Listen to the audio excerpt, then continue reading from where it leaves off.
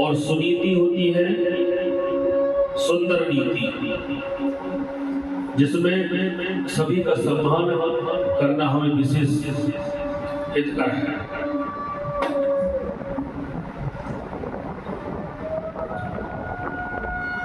क्योंकि अब आजकल समय विषय जो है सब सुरुचि से चल रहे हैं, अपनी रुचि से चल रहे हैं। स्वरुचि को कहते हैं सुरुचि। अपनी रुचि से अपने ज्ञान से चल रहे हैं लोग और दोष दूसरे को देते हैं।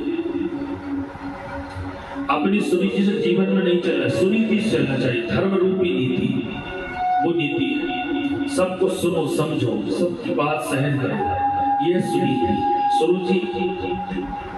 अब आप स्वयं अपनी मन से चलोगे और दोष दूसरे को दोगे तो वो उचित नहीं।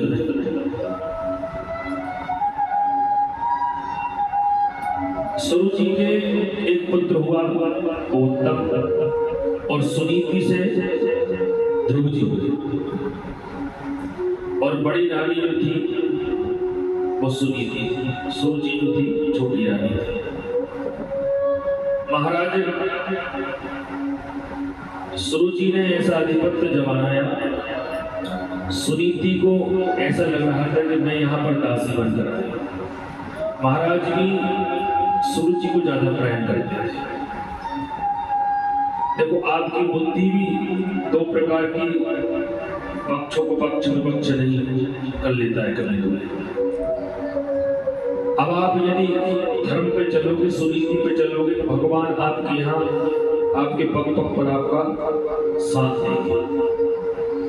और सुरुचि अपनी मन से चलते रहिए, किसी का मान सम्मान मत करिए।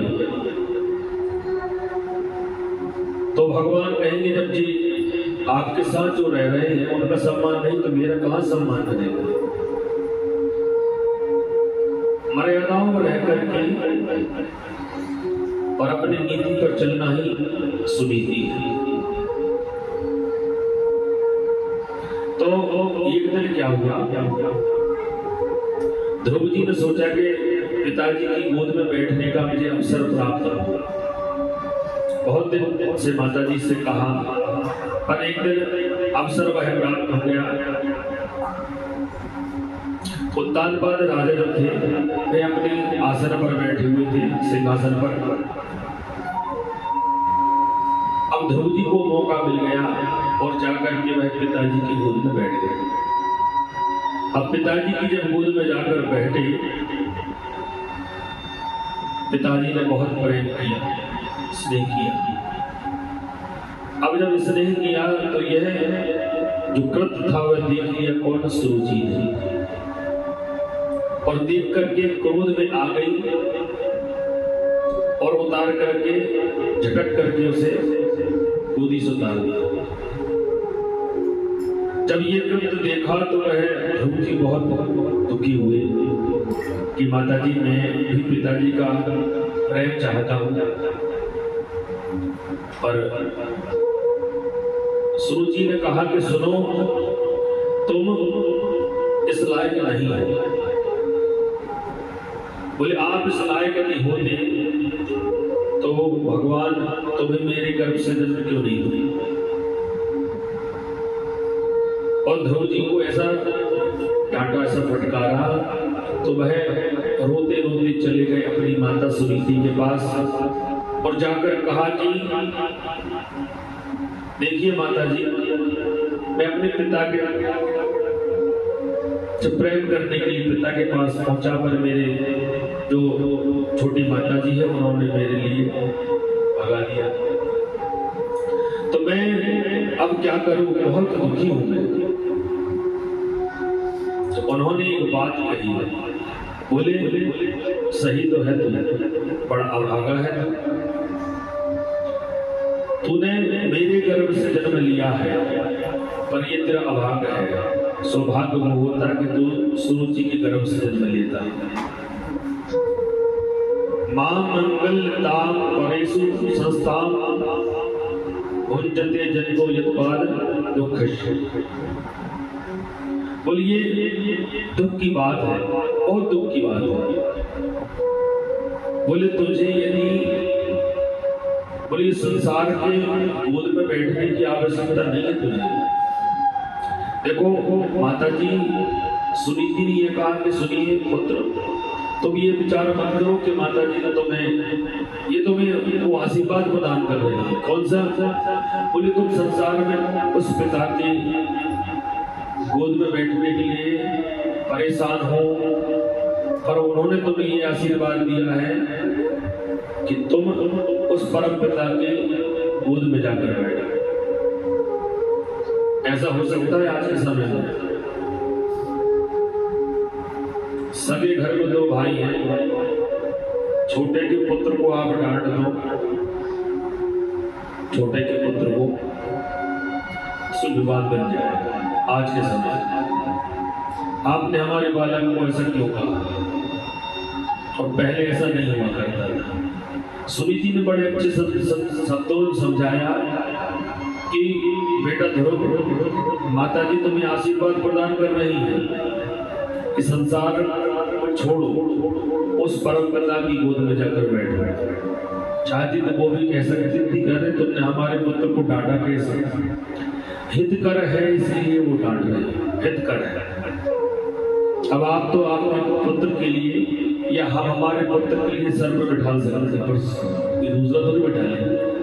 उसको अभी से ही मर्यादाओं का पाठ पढ़ाना होगा। बड़े बुजुर्गों से बहस न करें, बड़े बुजुर्गों का सम्मान करें, क्योंकि एक समय जब आएगा तो आपकी बारी भी आएगी। आज वो दूसरों से बात विवाद कर रहा है, एक समय आएगा तो वो आपसे बात विवाद करेगा। यही से मर्यादा होगी। बोले तुम इस संसार में परम पिता की गोद में जाकर बैठो। बोले भगवान कहाँ मिलेंगे? उन्होंने बड़े अच्छे दृष्टांत को, आप सदमार्ग पर है तो आपके पुत्र आपकी बात मानेंगे।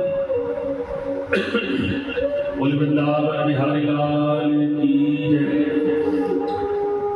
हरि व्यापक सर्वत्र समाना, प्रेमित प्रगट होय मैं जाना। सुनीति ने कहा कि ध्रुव जी, ये संसार में हम जिनमें परमात्मा को ढूंढते हैं, जिनमें ढूंढ रहे हैं, उसमें नहीं ढूंढते, जिसमें नहीं ढूंढना चाहिए उसमें ढूंढते हैं, जिसमें ढूंढना चाहिए उसमें नहीं ढूंढते, और जिसमें ढूंढना नहीं चाहिए, खोज नहीं करना चाहिए उसमें। और इस संसार में तुम ये परिवार है, मैं सबका निर्वाह करूँ, पर परमात्मा इनमें, इनके अंश में, पर यदि कोई बात विवाद हो जाए तो लड़ाई झगड़े भी हो जाते हैं। परमात्मा से आप कितने भी लड़ेंगे, कितने ही कुछ भी कह दें, पर भगवान शरणागत वत्सल है। बोले हरि व्यापक सर्वत्र समान, हरि सभी जगह व्याप्त है। और ये मन में विचार मत करो कि भगवान मिलेगा कहाँ, मिलेगा वो अपने हृदय में। प्रेम से प्रकट होए में जाना, प्रेम करो भगवान से तो परमात्मा आपको कहीं न मिल जाएंगे, कहीं कहीं मिलेंगे। और ऐसा कहा 5 वर्ष के हैं, और वह ध्रुव जी ने माता जी को प्रणाम किया। बोले अब मैं जा रहा हूं उस परमात्मा को खोजने के लिए। तो चले गए। और कहते हैं कि जंगल में चले गए, रात्रि में चलते रहे, डर भी लग रहा है, फिर भी चले जा रहे हैं ध्रुव जी। फिर देखो, आप भगवान का भजन करने जाएंगे तो किसी न किसी माध्यम से भगवान किसी को पहुंचाएंगे। बिन हरि कृपा मिल ही नहीं संता। हम भगवान की जब हरि की कृपा होती है तब वह संत किसी के रूप के माध्यम से मिल जाते हैं। अब जंगल में पहुंचे और वहां पे नारद जी मिले। नारायण नारायण ऐसा कहा। अब वो बालक से उन्होंने कहा, करे पुत्र तुम इतनी रात में कहाँ भटक रहे हो? बोले मुझे मेरी माता जी ने कहा है कि हरि जो है एकांत में मिलते हैं, भगवान का भजन करने हम आए। अरे बोले तुमसे भजन नहीं होगा। अहो देश क्षत्रियाणाम मान भंग प्रगश्य। बोले तुम भजन क्या कर पाओगे, तुम तो जाओ, तुम्हारी जो उम्र है वो अभी भगवान की भजन करने में नहीं माने ध्रुव जी, और बहुत हट किया। आखिर में नारद जी ने उन्हें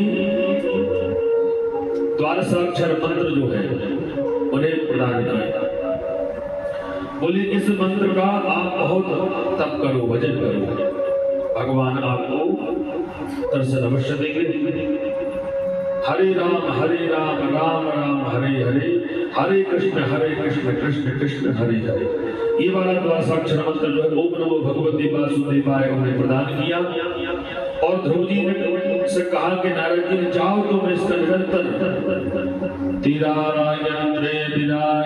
बोल ऐसे आप भजन करिए। भजन करते करते वायु का भक्षण किया, जल का भक्षण किया, पत्ते इत्यादि खा करके फिर उन्होंने ऐसा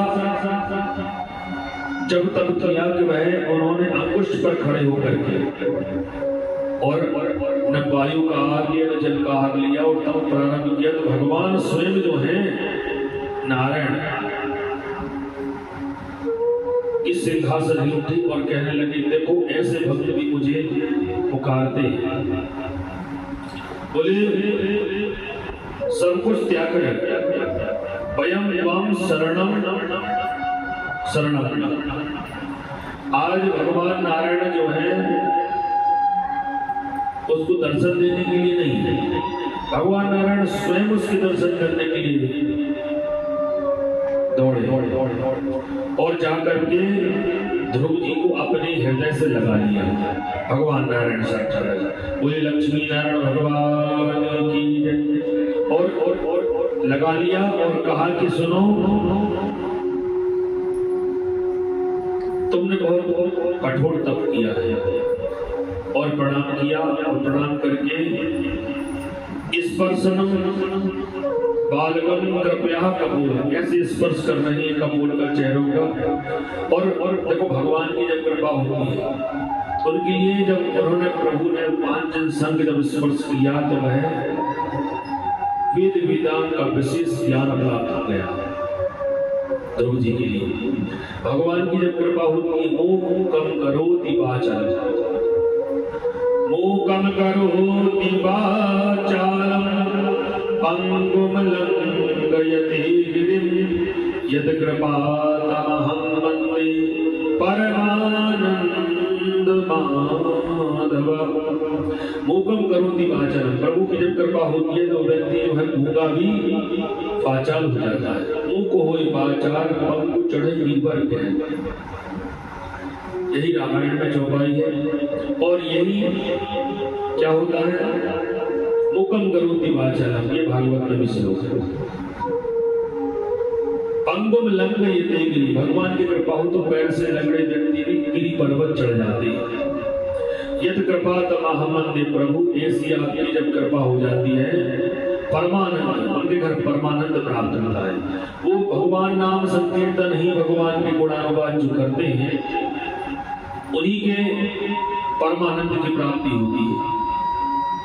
फिर जब प्रभु कृपा करते हैं तो जहाँ पर कृपा राम की हुई ता पर कृपा करे सब कोई। जिस पर प्रभु कृपा होती उस पर कृपा सब बनाते हैं, जिस पर कृपा प्रभु की नहीं होती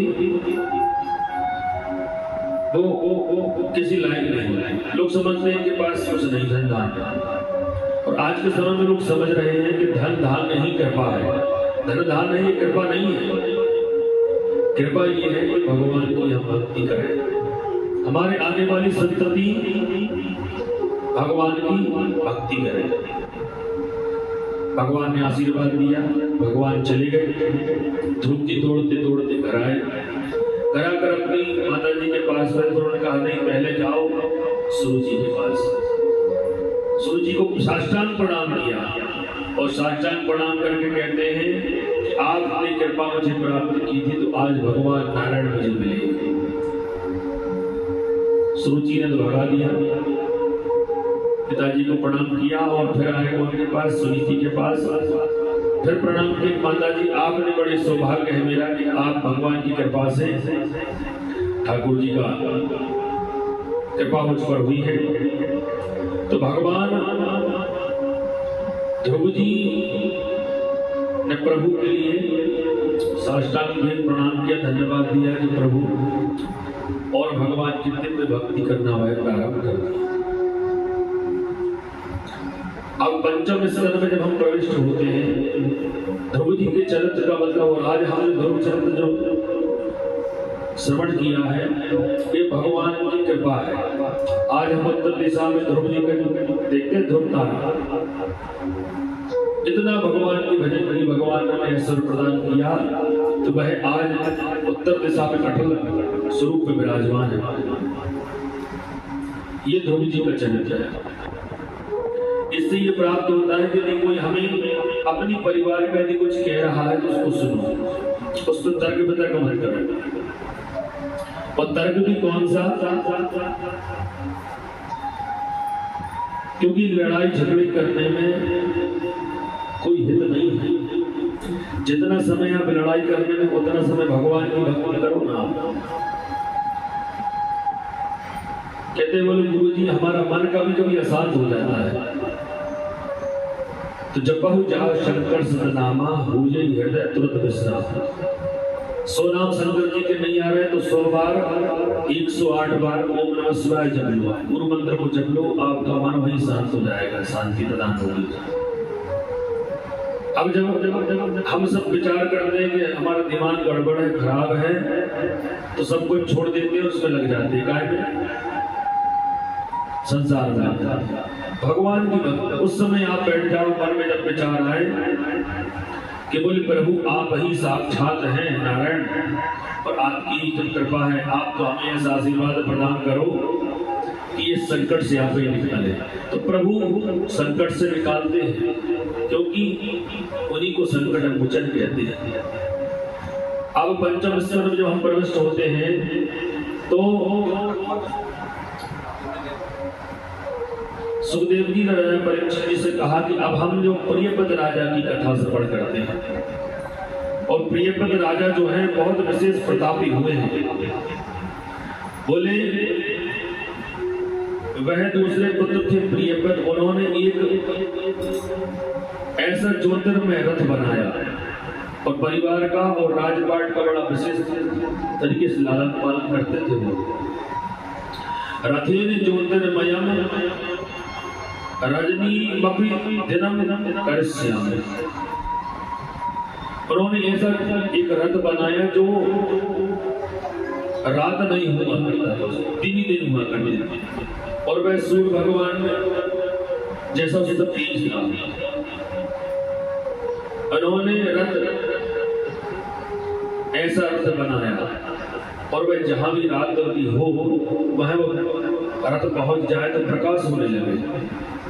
अब रात्रि का कोई स्थान नहीं था, और पृथ्वी की प्रदक्षिणा 7 प्रदक्षिणा दिन में प्रारंभ कर दिया उसने। अब ब्रह्मा जी घबरा गए कि मैंने ये प्रकृति का संतुलन बनाने के लिए मैंने ये रात्रि भी बनाई है, दिन भी बनाया है, पर अचानक ये ऐसी व्यवस्था है कि रात हुई नहीं है। जब उन्होंने देखा तो वह प्रियव्रत राजा ने एक रथ का निर्माण किया। अमंत्र चरम नास्ति नास्ति मूल समोदनम, आरोग्य पुरुषो नास्ति योजिकस्तत्र दुर्लभः। बोले कुछ योगीश्वर ऐसे होते हैं वो दिन में भगवान तप करते हैं, कुछ योगीश्वर ऐसे होते हैं वो रात्रि भजन करते हैं। वो जो दिन में चलते हैं वो मनुष्य रात्रि में शयन करेंगे, जो रात्रि में चलते हैं वो दिन में शयन करेंगे। प्रकृति का संतुलन बनना चाहिए, ब्रह्मा जी ने कहा। तो ब्रह्मा जी से कहा, बोले जो व्यक्ति दिन में कार्य करता है वो रात में भी कार्य कर ले तो वह बहुत धन धान्य प्राप्त कर सकता है। ब्रह्मा जी ने कहा ये प्रकृति का संतुलन मत बिगाड़िए।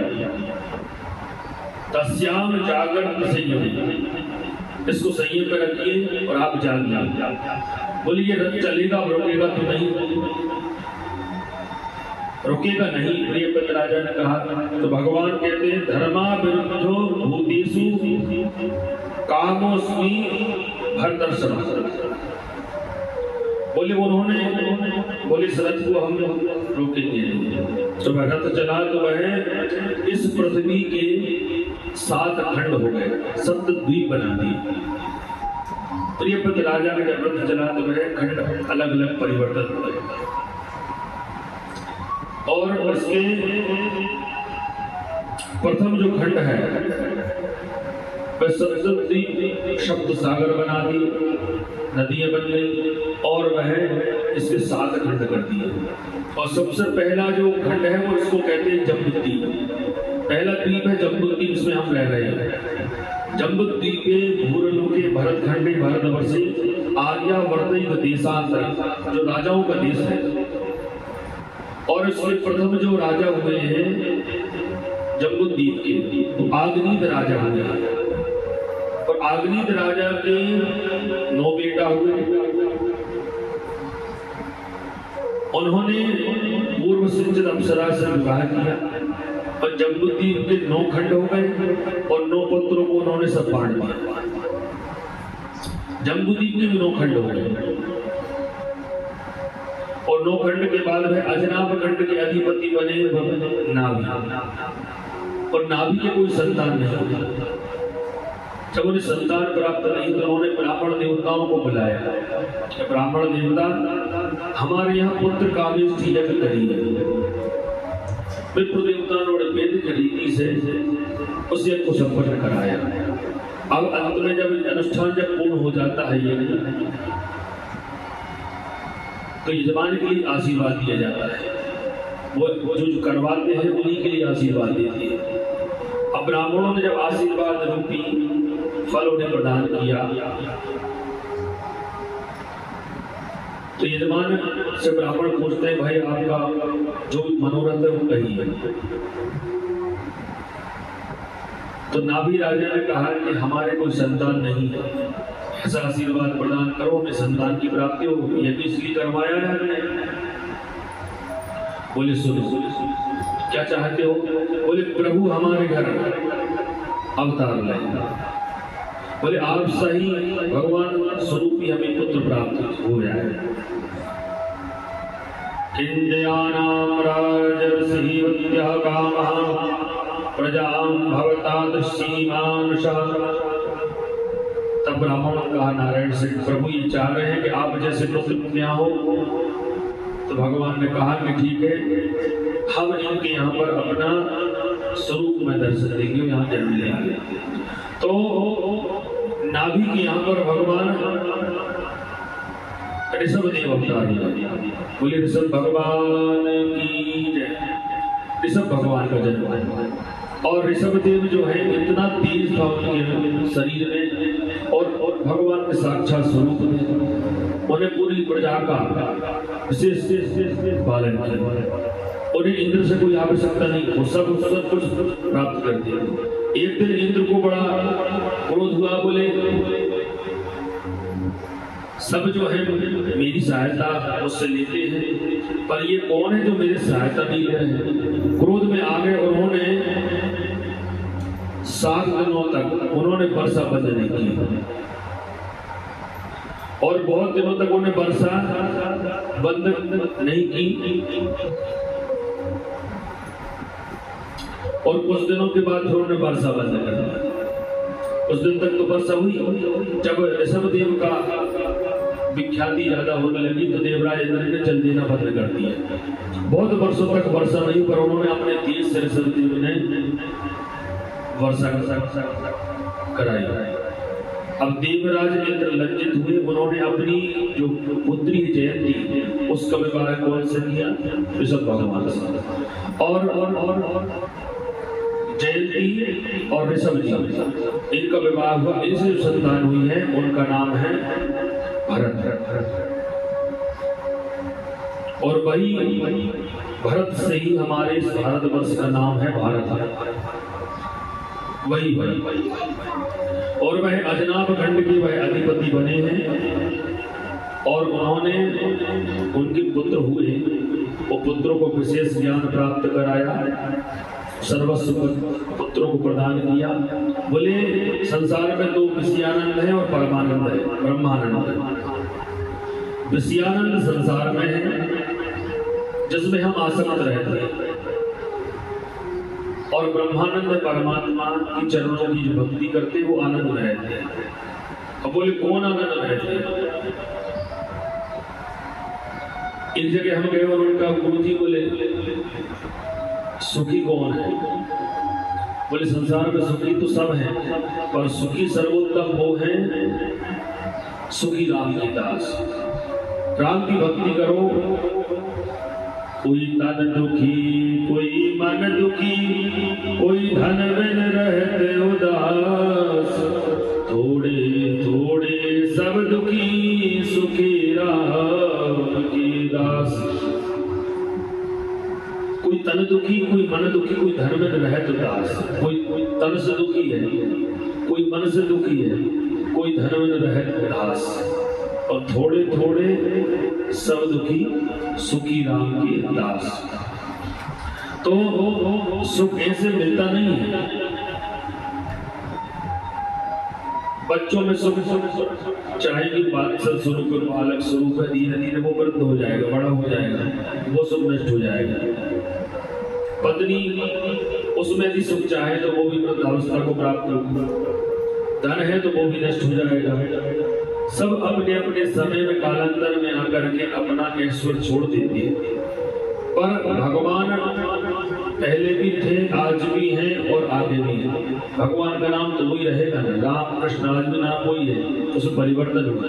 भगवान का स्वभाव कोई बदलता नहीं है। हम मनुष्य हैं, अपना स्वभाव बदल सकते हैं, पर भगवान अपना स्वभाव कभी नहीं बदलते। उनको आज भी शरणागत वत्सल कहते हैं और पहले भी कहेंगे और कहते रहेंगे लोग। बोले वृंदावन बिहारी लाल की जय। बोले परमानंद भगवान की भक्ति में है और विषयानंद संसार में, उसमें रहो, पर परमानंद का भी ज्ञान प्राप्त करते रहो, भक्ति करते रहो। अब ऋषभदेव भगवान की इतनी भक्ति करने लगे और वह परमहंस हुए, वह इधर उधर बहने लगे, शरीर से दुर्गंध भी आने लगी कुछ समय बाद, क्योंकि वह विदेह हो गए, देह का कुशल नहीं थी। अस्वच्छता में भी रहने लगे, पर अष्ट सिद्धि जब नदियां उनके पास आई, बोले आप हमें सेवा में रख लीजिए, सेवा में रख लीजिए, पर उन्होंने कहा कि नहीं। फिर भगवान की ऐसी कृपा, उनके शरीर से इतना दिव्य तेज निकला, इतनी सुगंध निकली और इस संसार को व्याप्त करने लगी। और वह भगवान ऋषभदेव का ऐसा भगवान की दिव्य कृपा रही। इन्हीं के पुत्र जो है ऋषभनंदन भरत हुए, और वह उस भरत के 5 पुत्र हुए। उन्होंने सर्वस्व अपने पुत्रों को फिर दान दिया। बोले तुम भक्ति करो चाहे मत करो, मैं तो भगवान की भक्ति करूंगा, और ये सर्वस्व जो है आप संभालिए। तो सालिग्राम क्षेत्र में जाकर के भरत भगवान की भक्ति करने लगे, नेपाल में। अब नेपाल में जाकर देखो, आप चाहो तो संसार को छोड़ करके हम भगवान की भक्ति कर लें, यहाँ से छोड़ के वहां जंगल चले जाएं, तो वहां भी आपको कोई ना कोई व्यवस्था मिल जाएगी ऐसे, तो भगवान की आप भक्ति नहीं कर पाओगे।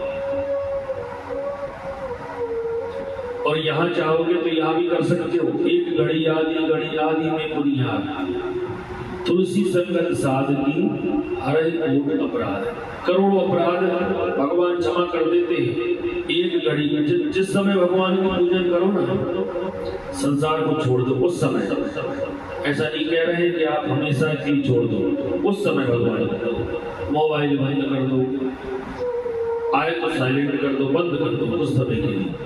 उसके बाद क्योंकि भगवान से जो लगन लगाते हैं और 7 समुद्र पार भी हो जाते हैं,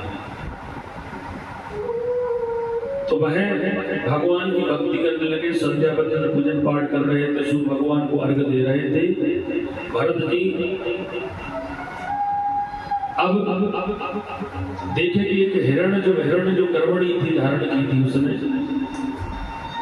माता थी वो गर्भ से थी, और जैसे ही देखा उन्होंने शिव भगवान को अर्घ दे रहे थे, सिंह इनके पीछे लगा हुआ था। उस सिंह ने जैसे ही दहाड़ मारी तो वह हिरणी जो थी वह नदी में छलांग उसने लगाई, तो वह छलांग लगा करके पार तो हो गई, पर उसका प्रसव वही हो गया। अब वह भरत जी भगवान की भक्ति कर रहे हैं, पर उसमें इतना आसक्त हो गए, उन्होंने पूजन पाठ वही बंद की और वह उसको देखने लगे, और देखने के बाद उसको सहलाकर उठा कर ले आए और घर में उसकी सेवा में लग गए। इतनी आसक्त हो गए वह, तो उनका जब मृत्यु हुई तो वह कहते हैं उनका जब जन्म दूसरा हुआ तो वह खुद मृगा बना।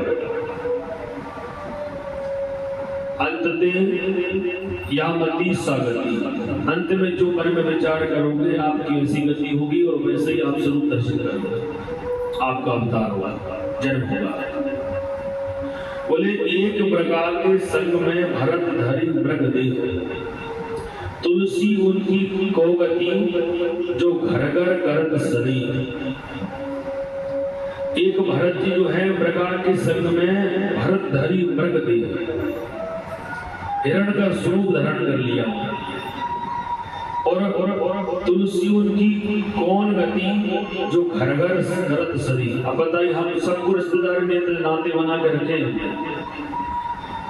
ये जीवित नाते हैं, और कई तो नाते ऐसे जीवित हैं पर वो हमको जीवित नहीं समझ रहे, या हम उनको जीवित नहीं समझ रहे। ये भागवत की जो कथा है बहुत विशेष आनंद प्रदान करने वाली यही है आनंद।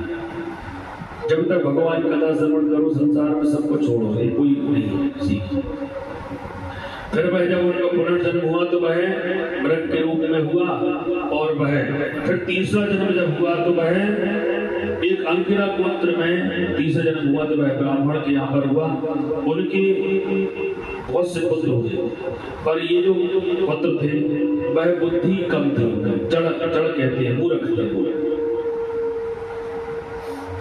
और घर से निकाल दिया। तो वह भोजन पानी विशेष करते थे, भगवान की भक्ति कम करते थे, घर से निकाल दिया। तो इधर उधर भिक्षा बचती करके अपना भोजन पानी ग्रहण कर, प्रसाद ग्रहण करें। एक दिन उस डकैतों ने देखा कि बड़ा सुंदर है ये, हष्ट-पुष्ट लग रहा है। डकैतों ने ले गए और उसकी बलि चढ़ाने के लिए बोले, आज हम इसकी बलि चढ़ा देंगे, भगवती काली प्रसन्न हो जाएंगी, तो उससे हमें सिद्धि प्राप्ति होगी। तो जैसे ही उन्होंने अपना पर्सा निकाला डकैतों ने, और पहले अच्छा भोजन पानी कराया, सुंदर स्वरूप बना दिया। अब जड़ा भरत जी समझ गए ठीक है, भोजन पानी तो मिल गई है, और जैसे ही उन्होंने उसके लिए मारने के लिए पर्चा आगे किया, भगवती महारानी प्रकट हो गई। जयंती मंगला काली भद्रकाली कपालिनी, दुर्गा क्षमा शिवा धात्री, स्वाहा स्वधा नमोस्तुते। भगवती प्रकट हो गई और उन्होंने तत्काल स्पर्श को रोक दिया, पकड़ लिया, और उन डकैतों को मार के भगा दिया। भगवती आदि शक्ति ने उन्हें, भद्रकाली ने उन्हें आशीर्वाद प्रदान किया, और वह फिर आगे जड़ भरत जी चले। तो चले हैं तो एक सिंधु सोबीर देश के एक राजा राहुगण हुए, उनकी पालकी जा रही थी सत्संग करने के लिए, कहीं जा रहे थे वो सत्संग करने के लिए। तो पहले पालकी जब जाती थी उसमें 4 व्यक्ति रहते थे। अब 4 व्यक्ति लगते थे, तो चले जा रहे थे। एक व्यक्ति को थोड़ा स्वास्थ्य में गड़बड़ी आई, तो वह पालकी का बैलेंस बिगड़ने लगा। उन्होंने बोले किसी पीछे पालकी रखी, बोले कोई ऐसे मनुष्य को लेकर आओ जो पालकी को समय नहीं चला सकता। 4 में से यदि एक गड़बड़ हो जाए तो वह आपकी पालकी, धर्म अर्थ काम मोक्ष रूपी होते हैं, इनमें से कोई भी एक आपका जो गुण है प्राप्त नहीं है, कम है, तो मैं आपका जीवन नहीं चलेगा। यही विचार किया तो जड़ भरत जी वृक्ष के नीचे बैठे हुए थे, उन्होंने सभी ने मिलकर उनको लेकर आए, बोले चलो आपका आवश्यकता है आपने। तो वह राजा रघुगण ने कहा कि चलो इन्हें इसमें स्थान प्रदान करो, और वह धीरे धीरे चले जा रहे हैं। अब जहां भी चींटी दिखे, जहां भी कोई छोटे छोटे जीव दिखे, तो वह पैर दोनों बचा करके चले। तो पालकी का जो है संतुलन बिगड़ गया। बार बार ऐसा निवेदन किया उन्होंने, अरे दुष्ट, तुम इतने हष्ट-पुष्ट लग रहे हो, फिर भी तुम्हें पालकी में चलने का तुम्हें अनुभव नहीं है। ऐसे ऐसे विशेष सुबह अपशब्द कहने लगे, दुष्ट, तुम इतने बड़े हष्ट-पुष्ट हो, फिर भी तुम्हें चलने का अनुभव नहीं। बार बार जब कहा तो उन्होंने बोले हम तुम्हें दंड भी दे सकते हैं। जब ऐसे कहा तो वह जड़ भरत जी ने एक प्रश्न किया है, सुनिए राजन, दंड आप किसको प्रदान करेंगे? शरीर को दंड प्रदान करेंगे तो शरीर नाशवान है, और आत्मा को दंड दोगे, आत्मा को कोई दंड दे नहीं सकता। नैनम छन्नन्ति शस्त्राणि नैनम दहति पावका तचैनम ययति त्यापो नसोस्यति मारुता। बोले आत्मा को न कोई मार सकता है, न काट सकता है। ऐसा विशेष तर्क दिया तो वह समझ गए भाई कोई विशेष सद्गुरु नहीं। उतर के साष्टांग प्रणाम करके कहते हैं कि प्रभु आप कौन हैं? उन्होंने बल बताया, सुनो राजन, आप इस शरीर को अपना समझ बैठे हैं, और इस शरीर को हम अपना समझ बैठे, ये अपना शरीर नहीं है। और ये तुम जो राजपाट जो अपना समझ रहे हो, एक दिन आपको ही जला के भस्म करेंगे अपने लोग। ये संसार है, इसमें जितना समय मिल सके अहंकार रूपी चादर को मत ओढ़ो। इसमें जो प्रेम श्रद्धा सरल रूपी जो चादर उड़ता है, भगवान उस पर कृपा बनाए रखा। अहंकार कब तक का है? जीवित अहंकार है। एक समय के बाद क्या होगा? ये शरीर भी नष्ट हो जाएगा, ऐश्वर्य भी नष्ट हो जाएगा धीरे धीरे, पर क्या रह जाएगा?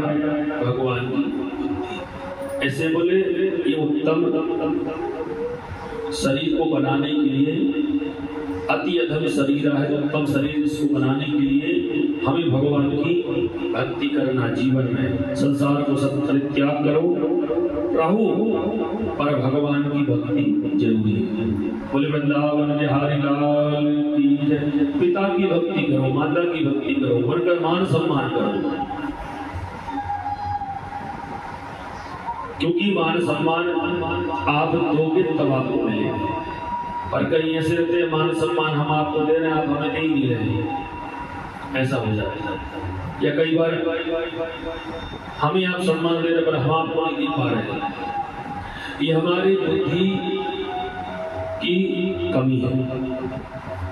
फिर रघुगण जो थे भगवान की भक्ति करने लगे, जड़ भरत जी अपनी भगवान की भक्ति करने लगे। षष्ठम स्कंद में जब हम प्रवेश होते हैं तो अदाविलोपाख्यान भी आता है, और उसके बाद जो है सप्तम स्कंद में राजा परीक्षित जी से सुखदेव जी ने कहा कि देखो तुम्हारे मन में कोई शंका हो तो बताते रहना। बोले प्रभु एक मन में एक विचार है कि आपने तो दैत्यों का आपने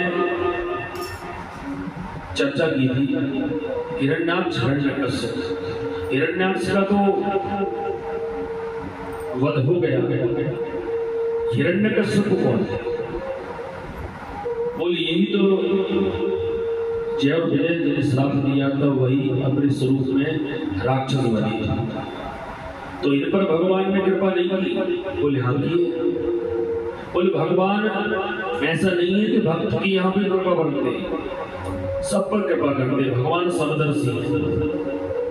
बोले हिरण्यकश्यप जो था ना, उसके यहाँ पर भगवान के बड़े भक्त प्राप्त हुए, भक्त रूप में जन्म लिए। ऐसा होता है कि धर्मात्मा यदि पिता है तो पुत्र धर्मात्मा कब निकलती है। और कहीं ऐसा भी हमने देखा है कि पिताजी धर्म में धानी जानते और पुत्र धर्म में कुर्बान गिरते, ऐसा हमने देखा है। और होते भी हैं, पिता धर्म पे चल रहे हैं तो पुत्र भी धर्म पे चल रहे हैं, ऐसा नहीं चलते हैं सब। तो सप्तम स्कंद में हिरण्यकश्यप की यहाँ पर जो था वह प्रहलाद का जन्म, और प्रहलाद का जन्म हुआ है, उन्होंने भगवान की दिव्य भक्ति की। बोले हिरण्यकश्यप जो था दीदी का पुत्र हुआ, वो भगवान की तपस्या करने के लिए वहीं चले गए। बोले ब्रह्मा जी से वरदान मांगूंगा मैं। तो उनकी पत्नी के गर्भ में जो बालक था, शिशु था, तो देवराज इंद्र ने पकड़ के ले गए उस पत्नी को और वह मारने के लिए उद्यम करने लगे। तब नारद जी ने उसे बचाया और कहा क्या है, ऐसा मत करो, शिशु को मारने वाला बड़ा दोषी होता है। और नारद जी ने देवराज इंद्र को डांट फटकार करके भगाया, और नारद जी ने ही उनकी पत्नी के गर्भ में जो शिशु था वह बहुत वेदांत का ज्ञान प्राप्त कराया। तो उनको गर्भ से ही वह नारद जी को अपने गुरु मानते थे प्रहलाद जी। अब जब वहां से विजय जी का वरदान प्राप्त किया उन्होंने, और विजय जी का बोले मेरे कोई मारने वाला संसार मार, दिन में ना मरूं ना रात में मरूं, न मनुष्य मार सके ना सिंह मार सके, ऐसे विशेष उन्होंने वह कोई उसी के जो 12 महीने में नहीं मरूं मैं, जो पुरुषोत्तम महीने चल रहा है, उन्हीं की देन है, नारायण की देन है, उन्हीं ने 13 महीने को बनाया है। बोलिए राधे राधे। अब जैसे ही भगवान ब्रह्मा जी ने कहा हम तो मर रही हैं, पर ठीक है तथास्तु कह देते हैं, और आया और सीधा आकर इतना अत्याचार करने लगे कि भाई कोई भी देवता के लिए ऐसा नहीं बचा जिससे परास्त ना हो, सब देवता परास्त हो गए। अब सभी निवेदन किया कि बताइए इस दैत्य का कैसे संहार होगा। सब ब्रह्मा जी के पास पहुंचे। ब्रह्मा जी ने कहा नारायण सबका हल निकालेंगे, उनके पास सबका हल है। अब प्रहलाद धीरे धीरे बड़े हुए, उन्होंने कहा कि अब जो संतान गर्भ से कहते हैं जब स्त्री गर्भणी होती है तो भगवान के चरित्र श्रवण करना चाहिए, भगवान के चित्र का दर्शन करना चाहिए। अब तो मोबाइल का जमाना है,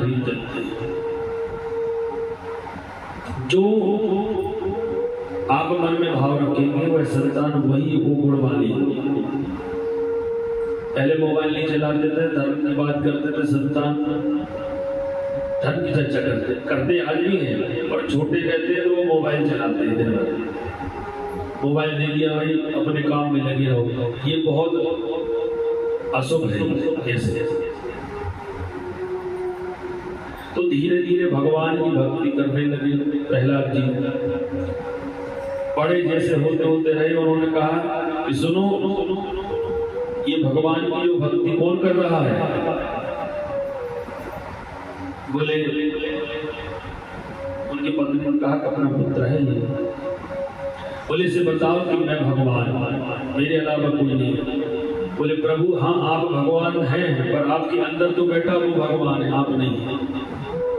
ऐसा ही हाँ आप भगवान हैं। क्यों भगवान? आपने मुझे जन्म दिया है, पर आपके अंदर जो बैठा वही परमात्मा भगवान है।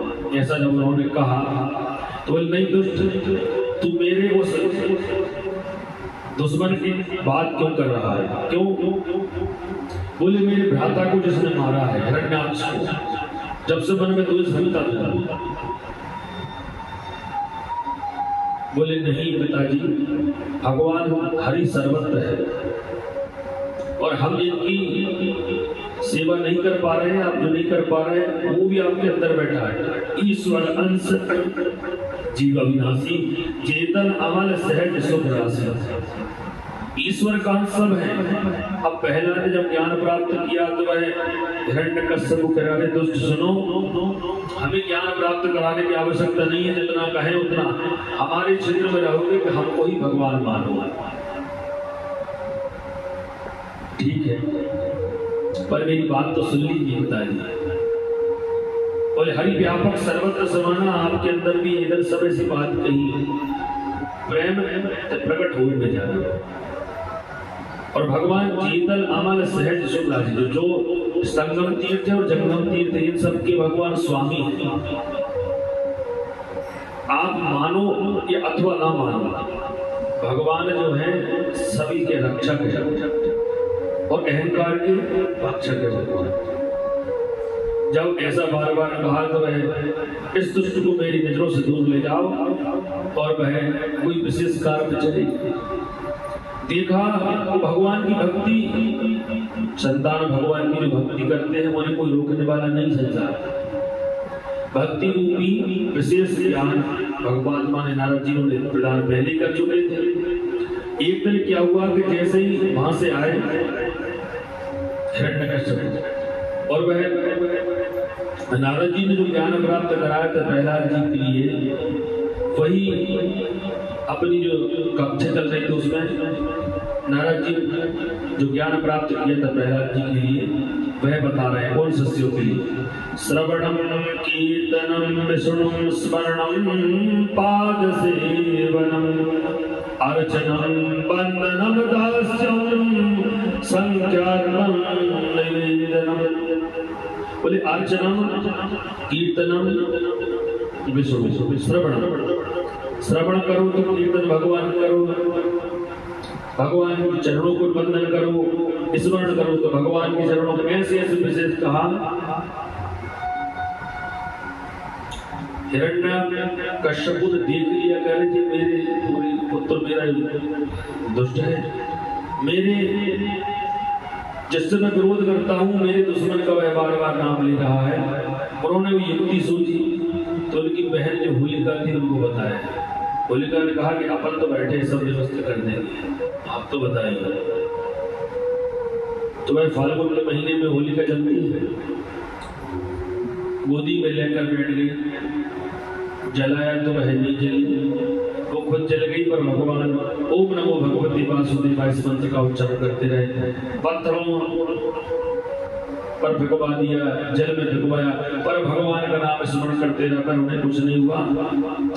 एक दिन हिरण्यकश्यप ने ये कहा कि सुनो, तू बहुत भगवान की बात करता है, भगवान है तेरे कहाँ? बोले बता कहाँ है तेरे भगवान? बोले प्रभु इधर है उधर है, आपके अंदर बैठे हुए हैं। अब अंदर बैठे तो उन्होंने कहा कि अंदर बैठे कहाँ है? बोले आपको नजर नहीं आ रहे हैं। ईश्वर अंश जीव अविनाशी है पिताजी, हमने आपको बताया था, आप फिर भी नहीं समझे। ईश्वर का अंश हम बैठे हैं, हम ही तो है ईश्वर के अंश। बोले हाँ ठीक है, अभी इधर बताओ कहाँ है? बोले इस खम्भे में। बोले हाँ खम्भे में है। बोले इसमें है। ऐसे ऐसे बार बार जब तर्क दिए, पहला जी कह रहे हैं प्रभु भगवान तो करुणा सागर है, आप उनको जहाँ घट घट के वासी हैं। और एक नाम भगवान के लेने से चल जाता। एक बार भगवान का भजन करोगे, एक नाम राम नाम सुमिरत एक बारा उतरत नर भव सिंधु अपारा, ऐसा उन्होंने कह दिया। राम नाम सुमिरत एक बार, भगवान के नाम का स्मरण करोगे तो बोले पिताजी भवसागर से आप पार हो जाओगे। बोले मेरे को कोई पार नहीं लगाने वाला, मैं स्वयं ही पार लगाता हूँ। और गदा उठाया और बोले कहाँ है बता? तो बोले इस खंभे में। तो जैसे ही प्रहार किया तो भगवान नरसिंह अवतार में आता है। बोले नरसिंह भगवान की जय। और भगवान इतने क्रोध में है, इतनी क्रोध में है कि वह किसी की बात नहीं सुनी और सीधे हिरण्यकश्यप को पकड़ लिया। क्योंकि भगवान अपना अपमान सहन कर लेते, भक्त का अपमान सहन नहीं करते। ब्राह्मण में प्रधेय सुसर्जित, सबका अपमान कभी नहीं करना चाहिए और उसमें भगवान का भक्त का भगवान का अपमान नहीं करना चाहिए। भगवान के जो भक्त है उनका अपमान, कोई पूजन पाठ कैसे कर रहा है उसको करने दीजिए। अरे आपसे सामर्थ्य, आप तो सामर्थ्यवान है, आप तो करवा नहीं पा रहे हैं, और जो कर रहा है उसको क्यों व्यवधान कर रहे हो। भक्त का अपमान नहीं करना चाहिए। और भगवान ने उसको पकड़ लिया और पकड़ के उस सीधे घसीटते लगे। इस प्रकार कोई सिंह अपने जीप को पकड़ कर ले जाता है, पकड़ के ले गए और दहली पर बैठा कर कहते, सुनो, तूने मेरे इस भक्त प्रहलाद के लिए बहुत परेशान किया है। अरे दुष्ट, देखो भगवान ऐसे भक्तों का पालन करते, भक्तों की रक्षा करते। उसने कहा कि मैं वरदान लिया ब्रह्मा जी से, न दिन में मरूं न रात में। बोली देखो सायंकाल है। बोले आसपास से मरूं न सदस्य। बोले देखो जी हमारे न कहे, बहुत तर्क दिया। बोले 12 महीने में नहीं मरूं। बोले अधिक मास चल रहा है, अधिक मास वहीं से प्रारंभ है। बोले ना पुरुष से मरूं न सिंह से मरूं। बोले हम नर है और सिंह दोनों। और ऐसे ही उन्होंने अपने नख से उसके हृदय को बधिर कर दिया और वह उसके अंदर की जो नलिकाएं थी उसको अपनी माला धारण कर लिया। और इतनी क्रोध में है कि वो इस पृथ्वी को नष्ट करने का सामर्थ्य भगवान नरसिंह भगवान कह रहे हैं, इस पृथ्वी को नष्ट कर सकते हैं, इतना क्रोध है उनके पास। पहुंचे उन्हें शांत करने के लिए। लक्ष्मी जी से कहा कि जाओ, आपके नाथ बहुत क्रोध में। बोले हमारी सामर्थ्य नहीं है। बोले आज तक हमने ऐसा स्वरूप नहीं देखा, ये कौन सा स्वरूप बना कर आए हैं। फिर सब देवताओं ने कहा कि प्रहलाद जी आप ही पहुंचिए। और पहुंचे, कहते हैं तुम्ही हो माता च पिता, तुम्ही हो बंधु च सखा, तुम्ही हो विद्या द्रविणम, त्वमेव सर्वं मम देव देव। प्रभु तुम ही हो, माता च पिता तुम ही हो। और एक श्लोक और कहा है, योद्या प्रवेशमम वाचमिमां प्रसुप्तम, संजीव यज्ञखिल शक्तिधरा स्वधाम, अन्यस्य हस्तचरण श्रवणत्वगादि, प्राणान् नमो भगवते पुरुषाय तुभ्यं। हे प्रभु, हम आपके चरणों में प्रणाम करते हैं और प्रभु आप शांति धारण करें।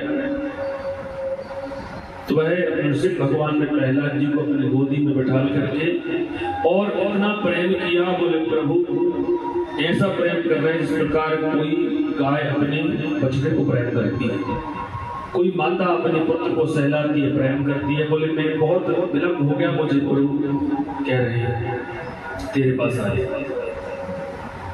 और भगवान ने इतना विधान कर गया। बोले 42 अध्यायों में 42 श्लोकों में विशेष प्रहलाद जी ने भगवान की स्तुति की और भगवान ने उन्हें 21 पीढ़ी तारने का वरदान दिया। बोले आज से तुम्हारी आगे आने वाली 21 पीढ़ी जो है ना, उसको मैं तारूंगा, ये वचन देता हूँ, और कल्याण होगा। सुखदेव जी राजा परीक्षित जी से कहा सुनिए, देखो ये है भगवान की शरणागत वत्सल, दैत्य हो या राक्षस की यहाँ भी प्रभु कृपा कर दें तो आने वाली पीढ़ी बिना सोचे समझे भगवान जो है उन्हें तारने का उन्हें आशीर्वाद प्रदान करते हैं। फिर आगे अष्टम स्कंद में पहुंचते हैं। तो अष्टम स्कंद में जो है भागवत में 12 स्कंद है, 12 स्कंद है और 18,000 श्लोक है। और हम अष्टम स्कंद में प्रविष्ट होने जा रहे हैं। तो उसमें अष्टम स्कंद में जो है भागवत जी में 14 मनवंतरों की कथा आती है और उसमें एक चाक्षुषी मनवंतर हुआ है। चाक्षुषी मंत्र में गज और ग्रह का संवाद कढ़ाई है। और उस गज को ग्राह से भगवान ने छुड़ाया है। भगवान गज और ग्राह लड़े जल भीतर लड़त लड़त गजरा हारायण। और प्रभु ने अपना स्वरूप धारण किया और लक्ष्मी नारायण भगवान के स्वरूप में पहुंचे और वह उस ग्राह को मुक्त किया और गज के लिए बंद से छुड़ाया। ये प्रभु है, प्रभु की कृपा विशेष होती है। अब एक दिन क्या हुआ, बोले दुर्वासा ऋषि जो हैं भगवान का पूजन पाठ करके और एक दिव्य माला लेकर बोले चले, बोले देवताओं के राजा जो हैं इंद्र के पास पहुंचे। तो देवराज इंद्र के पास पहुंचे तो वह सभाएं चल रही थी। सभाएं जब वहां चल रही थी उन्होंने देखा तो दुर्वासा ऋषि पहुंचे और उस माला को प्रदान किया। तो देवराज इंद्र अपने ऐश्वर्य में भूल गए कि दुर्वासा है, क्रोध के साक्षात बुद्धि सबके अवतार है। उस माला को उन्होंने जब दिया तो देवराज इंद्र ने उस माला के लिए बगल में से रख दिया। तो ऐरावत हाथी वहां पर खड़ा था।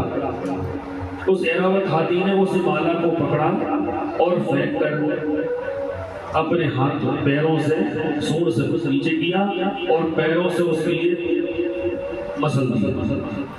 अब दुर्वासा ऋषि समझ रहे थे, देखो ये दुष्ट, मैंने इतना भजन पूजन पाठ करके ये माला इसके पास लेकर आया था। दुर्वासा ऋषि ने जल लिया और कहने लगे आरोपी सत्यान। बोले अरे दुष्ट सुनो, मैं तुम्हें श्राप देता हूं कि आज से ही तुम देवता सब लोग श्री हो जाओ। तो सभी देवता श्री हो गए। नारायण के पास से लक्ष्मी चली गई, ऐश्वर्य सब चला गया, सभी देवी और सभी जो थे वह बड़े परेशान होने लगे। तब वह कहते हैं कि सब देवता मिलकर के ब्रह्मा जी के पास पहुंचे और ब्रह्मा जी से मिलकर के नारायण के पास पहुंचे। बोले हम तुम्हें ये जड़ी बूटियां दे रहे हैं, इन सबको लेकर के सागर में डालिएगा और सागर का मंथन करेंगे तब ये औषधियां नवरत्न और जैसे जैसे जो विशेष रही सभी वह कामधेनु इत्यादि सब चली गई। फिर सागर मंथन के लिए गणेश जी भगवान को बुलाया गया, गणेश जी का पूजन हुआ। अब बोले सागर मंथन होगा कैसे, तब भगवान से निवेदन किया तो मंदराचल पर्वत रूप में भगवान ने अवतार लिया। बोले रस्सी की आवश्यकता है। अब देवता और राक्षस मिलकर के देखो सागर मंथन कर रहे हैं। सागर मंथन में मतलब होता है हमारे जीवन का मंथन, ये कथा चल रही है। तो संसार में विषयानंद है और ब्रह्मानंद है। तो ब्रह्मानंद देवता है और विषयानंद राक्षस है। संसार में लगे हैं और जब उस समय के लिए भगवान की भक्ति करने आए तो पहले वहां खिंच रहे थे, अब यहाँ खिंच गए। तो इससे जो सागर मंथन रूप की कथा चल रही है, इससे जो हमारे अंदर जो विकार है वो निकलना चाहिए। तो जैसे ही देवताओं ने कहा कि बोले रस्सी कैसे प्राप्त होगी, अब महादेव से कहा भाई आप ही वासुकी नाग प्रदान करें हमें। अब सर्पों के राजा है, बोले आगे कौन मुख में कौन लगेगा। तो नारायण ने कहा कि तुम देवता लोग जाकर कहना कि हम पहले मुख में लगेंगे, जहां तुम लगोगे वहीं राक्षस लगने की उद्यत होगी। और बस तुम कह ठीक है आपको जैसा लगे। तो देवताओं ने कहा कि हम मुख पे लगेंगे। राक्षसों ने कहा अरे जब तक हमारी सहायता नहीं लोगे सागर मंथन कैसे होगा, हम बड़े हैं। कहा ठीक है, बोले आप बड़े हो जाओ हम छोटे ठीक है। ऐसे ही ब्रह्मा जी ने पुष्कर में यज्ञ किया, तब भी देवता और राक्षस भी एकत्रित हुए। तो बार बार राक्षसों से कहा कि भाई तुम भी शांति प्रदान करो, इस यज्ञ में कोई विघ्न नहीं करना चाहिए। तो भगवान नारायण ने कहा कि देखो ये यज्ञ हो रहा है, इसमें सागर मंथन रूपी यज्ञ, इसमें कोई विघ्न नहीं करना। और वह मंदराचल पर्वत जैसे ही समुद्र में डाला और सर्प वासुकी ने सर्प की जब प्रारंभ किया तो सर्प फुसकार दे, तो कुछ दैत्य ऐसे थे वो जल के काले पड़े और पर्वत जो है वो नीचे जाने लगा। भगवान नारायण से कहा कि देखिए सागर में ये पर्वत नीचे की ओर जा रहा है। भगवान ने कच्छप अवतार लिया, बोले कच्छप भगवान की जय। और कच्छप रूपी के ऊपर मंदराचल पर्वत रखा और सागर मंथन प्रारंभ किया। तो सागर मंथन जब हम करते हैं, कथा हम जब श्रवण करते हैं, तो हमारे अंदर से काम, क्रोध, मद, लोभ, मोह, ईर्ष्या, जलन, द्वेष ये नष्ट होना चाहिए इस कथा के श्रवण। जहाँ कथा में लोग बैठे हैं वो तो इसका ध्यान रखें, ये कथा की वाणी जहाँ तक जा रही है, शब्द जा रहे हैं, वहां तक लोग सुधरना चाहिए। कई ऐसे होते हैं बोले गुरुजी आज मैंने कथा इनसे करवाई, तो उनके गाँव फिर बोले इनसे बड़े पंडित जी हैं जो द्वेष कथा तो पहले भी हो रही थी, आज भी हो रही, वो भी नहीं, जितनी एक हो रही है। फिर सद्भावना नष्ट हो रहा है, भाई भाई में सद्भावना नहीं रह रही। अरे जिंदगी सब तक अकड़ है, मर जाए तो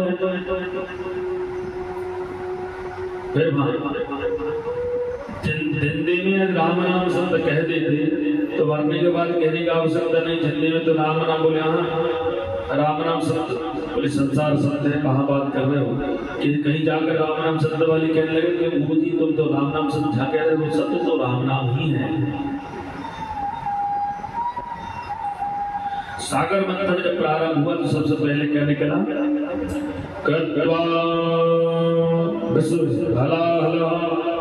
जब हलाहल निकला तो तीनों लोग वह चलने लगे। अब बोले नारायण से कहा कि प्रभु बताइए इसको कौन धारण करेगा। तब महादेव से निवेदन किया, सब देवता पहुंचे। देव देव महादेव भूतात्मा भूत भावना त्राहिना शरणं प्रपन्नात् लोक्य दहनाद विषाद। बोले पाही पाही महादेव, हे महादेव हम आपकी शरण में हैं, आप हमारा कल्याण करिए। सब देवताओं ने कहा भूतात्मा भूत भावना, भूतों में रहने वाले हैं प्रभु, त्राहिमाम हम आपकी शरण में, आप हमें रक्षा करिए। माता पार्वती ने कहा कि सुनो तो कभी ऐसे याद नहीं आता मेरे स्वामी का आज बस आ गया है, तो हमारे स्वामी की तो भी याद आ गई, क्या बात है। बोले आप जगत की जननी हैं, आपसे क्या कर सकते हैं प्रभु, और आप तो इस बस का पान करिए। महादेव पहुंचे और कहते हैं ततः करतली कृत्वा व्यापी हलाहलम विषयम् अवक्ष्यन् महादेव कृपया भूत भावना। भूत भाव भगवान ने जैसे ही उस विष को हाथ में धारण किया और हाथ में धारण करके रा कहा तो मुख खुल गया और माँ कहा तो वह अंदर विष पहुंच गया और को बंद कर लिया। बोले राजा रामचंद्र भगवान की जय। रा और माँ शब्द, रा से मुख खुल जाता है और माँ से बंद हो जाता है। राम शब्द कहा महादेव ने और वह विष जो था वो अंदर नहीं जा सकता, क्योंकि अंदर भगवान महादेव जिनको भजते इष्ट देव मम बालक राम, बालक स्वरूप में प्रभु महादेव राम जी की भक्ति करते हैं। इसलिए नील उनका गला जो कंठ है वो नीला, वो नीलकंठ महादेव की जय। जयकारा लगाना चाहिए, जयकारा लगाने से बगल वाले को नींद आ रही हो तो नींद लग जाती है। समय कम है, कथा का या जीवन का समय कम है, क्या समझ रहे हैं? भले 5 घंटे का करो फिर भी समय कम है। कब ना जाने श्वास का कल पावन हो ना हो सकता है आज की रात ही। ऐसा नहीं है। बोले गुरु जी आ जाइए, आप ऐसा क्यों कह रहे हैं? बोले संसार जो है विषयानंद है और जिस हम भक्ति कर रहे हैं ये परमानंद है। अब इसमें समय का निश्चित नहीं है। कथा 1 घंटे 2 घंटे, आपको तो कथा नहीं हो रही थी पर हो रही है कथा। ये भगवान की इच्छा है, ठाकुर जी की इच्छा। देखो निरंतर झूला चल रहा है प्रभु का। अपने हम किसी की हम कुछ कर नहीं रहे, फिर भी झूला चल रहा है। इधर ये झूला चल रहा है, उधर भगवान का छत्र भटक रहा है। ये भगवान उनकी इच्छा से रुक जाता है तो बहुत तीव्रता से चल जाता है। ये भगवान की इच्छा है। ठाकुर जी बैठे हैं और जो कथा जो हो रही है पितरों के निमित्त हो रही है और उनका दिया हुआ जो शरीर है वो शरीर के माध्यम से भगवान की कथा हम श्रवण कर रहे हैं। तन पवित्र हरि भगवान हो त्रिविध कल्याण। भगवान की माया बहुत विशेष है और उस माया को समझने के लिए हमें एक जन्म जो है, एक जन्म काफी नहीं है। अनेक जन्मार्जित पाप चौरम चौराग्र घटनम पुण्य समझ। एक जन्म काफी नहीं हुआ। और भगवान कुछ भक्त ऐसे होते हैं जो दृढ़ विश्वास से भक्ति करे तो भगवान उनके सन्मुख के पास जब अपन भगवान के पास पहुंचे तो वह क्या करते हैं? अनेक जन्मों के पापों का वह संहार कर देते हैं। प्रभु सन्मुख हो जीव कोई जबहि जन्म कोट अगना सहित। आगे पीछे के जितने भी पाप किए सब नष्ट कर देते परमात्मा, ये समझते। फिर आगे जब सागर मंथन जब हुआ तो कहते हैं कि फिर सागर मंथन में बहुत से रत्न निकले। कामधेनु गाय निकली। कामधेनु गाय ऋषियों के लिए प्रदान किया। उससे जो घृत निकले, दूध निकले, उससे यज्ञ अनुष्ठान हुआ। आजकल तो गाय की बड़ी दुर्दशा हो रही है।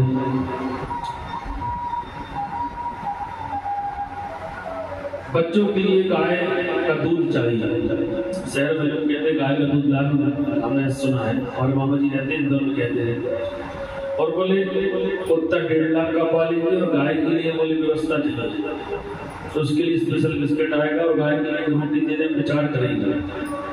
33 कोटि के देवी देवता रहते हैं उसे। फिर उसके बाद चंद्रमा निकला तो भगवान भोलेनाथ के लिए प्रदान किया, मस्तक पर प्रदान किया। 25वां घोड़ा निकला तो देवराज बलि के लिए दिया। ऐरावत हाथी निकला तो इनके लिए दिया, देवराज बलि के लिए दिया। और ऐसे बारे जाने जब वृक्ष निकला तो वह देवराज के लिए दिया।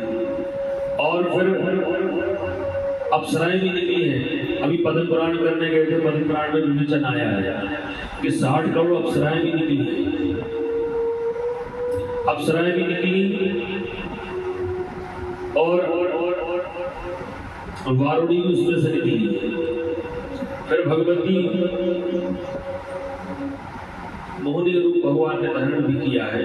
तो अमृत धन्वंतरी जी जो है अमृत लेकर निकले और अमृत लेकर निकले। अमृत क्या है? कथा श्रवण करने के बाद जो हमारे अंदर जो श्रद्धा रूप जागृत होती है ना, वो है अमृत। श्रद्धा विश्वास रूप, श्रद्धा विश्वास रूप है भगवान का, वही अमृत है। कथामृत जो है और सुधामृत 2 अमृत होते हैं। कथामृत जो है वो आपको मुक्ति प्रदान करेगी और सुधामृत जो सागर मंथन में से निकला वो आपको अमरता प्रदान करेगी और आपको कष्ट प्रदान होगा। जो कोई भी देवराज ने सबको पिला दिया, देवताओं को पिला दिया भगवान और दैत्यों को नहीं पिला पाएगा। बोले कहा कि पहले हम इनको दे देते तो बचा हुआ तो उनको देंगे। भगवान मोहनी अवतार लिया था तो देवराज ने सब देवताओं ने अमृत पान कर तो लिया पर सुखी नहीं है। कोई भी जब कहते बलशाली हो सबसे पहले देवताओं को परेशान करते। आप अमृत पान करके सुखी नहीं हो सकते। अमर हो सकते हैं पर सुख प्रदान नहीं होगा। सुख प्रदान जो होगा भगवत भक्ति, भगवान की भक्ति, वो कथामृत है। सुधामृत जो है वो आपको अमर तो बना देगा पर आपको सुख शांति प्रदान नहीं कर सकता। पर कथामृत जो है अमृत आपको मुक्ति प्रदान करेगा और सुख शांति प्रदान भी करेगा। तो ये अब दैत्यों के लिए अमृत बचा नहीं, उसमें से एक दैत्य जो था वो सूर्य चंद्रमा के बीच में बैठ गया और उसने अमृत ग्रहण कर लिया। भगवान समझ गए। चंद्रमा ने कहा कि देखो ये दैत्य है, सुदर्शन चक्र निकाला, उस सब छेदन कर दिया, उसके दो भागों वो राहु के तो ग्रहण पड़ता है। एक भगवान का अवतार वो मत्स्यावतार जो सप्त व्रत राजा हुए हैं। अब नवम स्कंद में करते हैं सूर्य भगवान सूर्य वंश की चर्चा आती है। ऐसे स्कंदों में ये तो सूक्ष्म रूपेण है, कथाएं जब 4-4-5 घंटे होते तब आनंद आता है। अभी बहुत आनंद आ रहा है, भगवान की कृपा है। एक घड़ी आधी घड़ी आधी बीती कथा जितनी कम रहे और कम समय में जो प्राप्त होती है वो विशेष रहती है। ज्यादा समय होगा तो ढोलक पेटी झीझी मंजीरा में समय निकालने, अब कम समय है तो उसमें भगवान की दिव्य भक्ति हो रही है। नवम स्कंद में वैवस्वत मनु जो है उनके सूर्य भगवान की चरित्र की वर्णन, सूर्यवंश राम जी का चरित्र। और राम जी का चरित्र इतना विशेष है कि राम जी का चरित्र सुखदेव जी ने कहा कि यदि हम भगवान के चरित्र कहना प्रारंभ कर दें तो ये जन्म नहीं अनेक जन्म लेना पड़ेगा तब राम चरित्र कर सकते हैं। 9 दिन की और 7 दिन की बात नहीं है। इस व्यास मंच पर भगवान की दिव्य कथा ही होना चाहिए। ये बड़ी सौभाग्य से मिलता है ये अवसर। जीवन में ये धर्म मंच मिला है तो इसमें भगवान की कथा ही होना चाहिए। अभी जब कथा में गए थे उन्होंने हमसे कहा, बोले कथा को हम आपसे करवा रहे हैं, निवेदन है आज, बोले नृत्य नहीं होना। क्योंकि ठीक है, अब आपको जैसा लगे। उन्होंने लिखवा के रखा था कथा में नृत्य और धूम्रपान निषेध है। गुरु जी हमारे साथ बोले इतना ज्यादा हो जाता है कथाओं में कि भक्ति कम नृत्यता ज्यादा होता है। ठीक है, अब आपकी जैसा यजमान जैसा चाहेगा वैसे। और फिर हमने कथा की 7 दिन कथा की पर किसी की हिम्मत नहीं हुई कि नाचना, क्योंकि आपने पहले लिख के रखे होना चाहिए, कुछ नियम होना चाहिए। 3 घंटे की कथा कहते हैं, 1 घंटे तो प्रारंभ में लगा देते, आधे घंटे आरती में और 1 घंटे बीच में संगीत, फिर कथा थोड़ी बहुत की और निकल के चले जाते हैं। ऐसे सुखदेव जी ने राजा परीक्षित जी से कहा कि भगवान की कथा 2-3-4 घंटे में नहीं होती और तुमने कुछ पान नहीं किया तो कुछ जलपान कर लो। तो वह विश्राम लेकर के जलपान भी ग्रहण किया परीक्षित जी ने और सूर्यवंश की विशेष चरित्र बताया। और सूर्यवंश भगवान का इतना विशेष रामचरित्र है कि राम चरित्र में बड़ा आनंद आता है। और राम जी कथा क्या प्राप्त कराती पता है? राम कथा शशि किरण समाना, संत जकोर करे जेहि पाना। राम कथा शशि किरण समाना। राम कथा क्या प्रदान करती पता है? शीतलता प्रदान करती है। और कृष्ण कथा आनंद प्रदान करती है, आनंद प्रदान करती है। भगवान के जब बाल चरित्र स्वीकार श्रवण करते हैं, श्रवण करते हैं अपन तो बड़ा आनंद होता है। और राम कथा शीतलता प्रदान इसलिए करती है क्योंकि वो रामचरित्र मानस मर्यादा है, मर्यादा का विशेष ध्यान है। मर्यादा रूपी जो चादर होती है उसे शीतलता प्रदान होती है। मर्यादा में रहोगे तो शीतलता में रहोगे। और जब कोई भी कथा प्रारंभ होती है पहले उसमें शिव कथा आती है। रामचरितमानस में भी पहले शिव जी का विवाह हुआ और शिव जी ने रचि महेश निज मानस राखा। रामचरितमानस को पहले शिव जी ने अपने हृदय में रचा है, फिर पार्वती सती जी को श्रवण कराया, नहीं समझी पर कुंभल जी के पास ले गए। फिर जब वो नहीं समझी तब उन्होंने चलचित्र कथा बनाया। तो शिव जी की जब कृपा नहीं होगी, क्योंकि देवताओं की गुरु हैं, शिव कृपा करते हैं तनमी मनहा शिव संकल्प मस्तु। तन से मन से संकल्प जब हम लेते हैं तब शिव कृपा करेंगे, तब राम कृपा करेंगे। शिव की कृपा होगी तब राम कथा समझ में कहीं आएगी, क्योंकि शिव जी के इष्ट देव हैं राम जी के इष्ट देव शिव हैं। और जब ये दोनों कृपा करेंगे, शिव कृपा करेंगे, रामचरित्र रूपी मर्यादा का हमारे नेत्रों में जब पर्दा होगा, मर्यादा रूपी पर्दा नेत्रों में, जब भगवान की कृष्ण कथा श्रवण करने में आनंद आएगा। क्योंकि भगवान योगेश्वर का चरित्र है। राम जी लीला पुरुषोत्तम है, मर्यादा पुरुषोत्तम है, और कृष्ण जो है योगेश्वर का चरित्र है, योगेश्वर कहते हैं। इतना योगेश्वर चरित्र उसको श्रवण करने के लिए शिव कथा राम कथा रूपी जब तक हम पर्दा हमारे नेत्रों में नहीं डालेंगे, जब तक भगवान की चरित्र समझ में नहीं आएगा।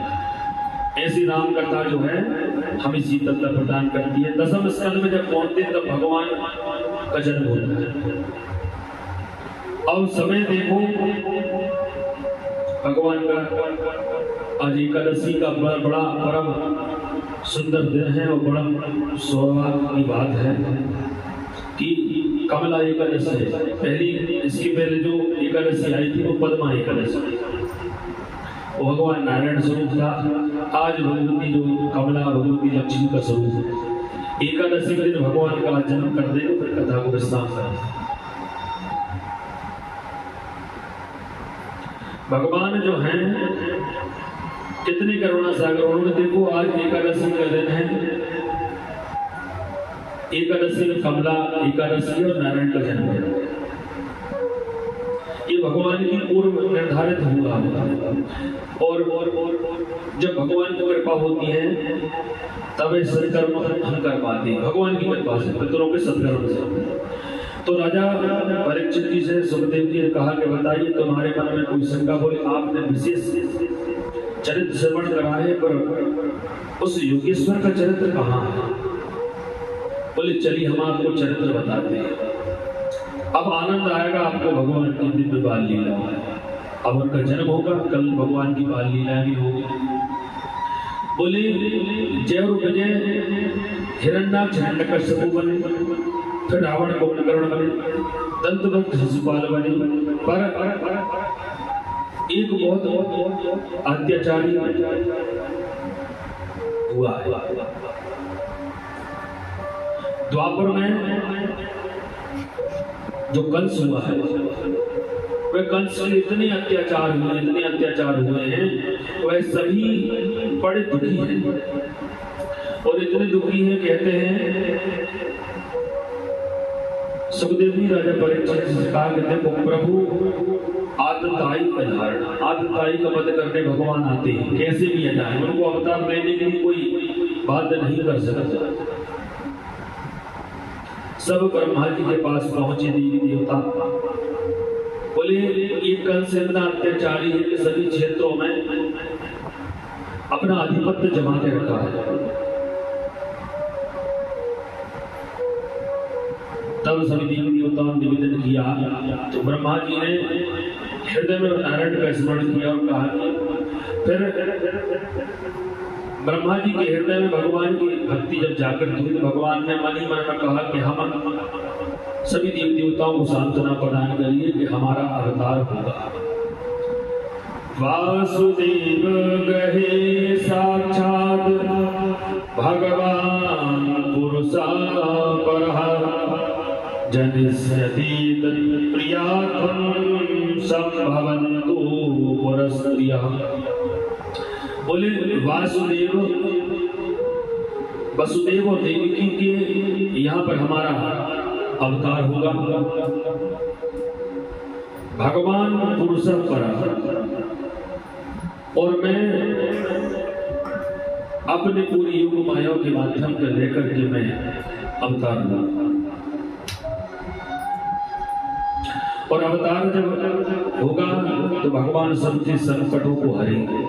इसीलिए वो संकट मोचन, हनुमान जी का नाम नहीं, संकट मोचन भगवान भी कह सकते हैं। तो भगवान सबके संकट होते हैं। तो बोले एक बार मोक्षदायिनी जो नगरी है वो मथुरा नगरी है। वहां के राजा जब उग्रसेन राजा बने और उनकी संतान हुई है कंस। उग्रसेन राजा दो भ्राता थे, देवक और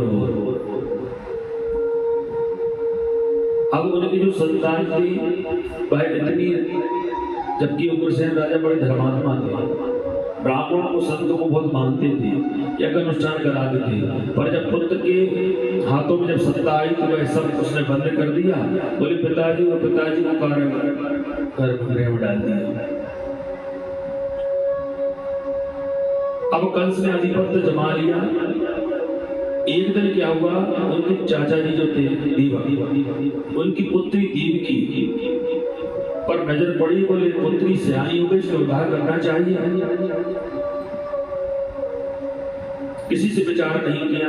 अब कंस कह सकते नहीं, क्योंकि पुत्र बहुत उग्र स्वभाव का था।